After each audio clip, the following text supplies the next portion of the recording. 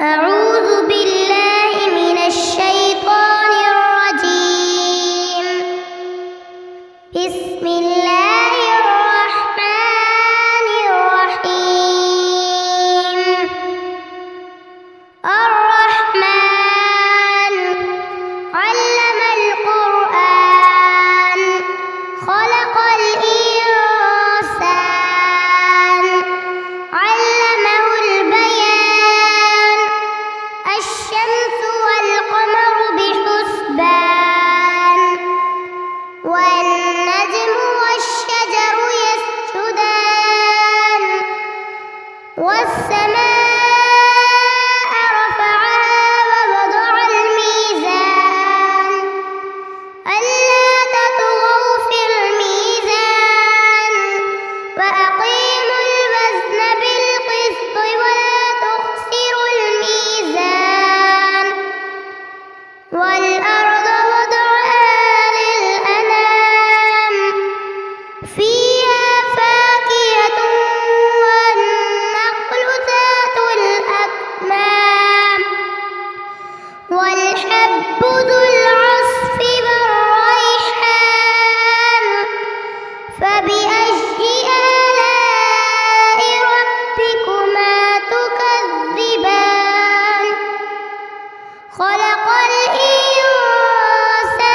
من صلصال كالفخار وخلق الجن من مارج من نار. فبأي آلاء ربكما تكذبان.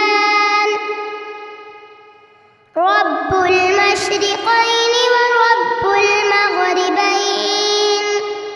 فبأي آلاء ربكما تكذبان. مرج البحرين يلتقيان بينهما برزخ لا يبغيان. فبأي آلاء ربكما تكذبان.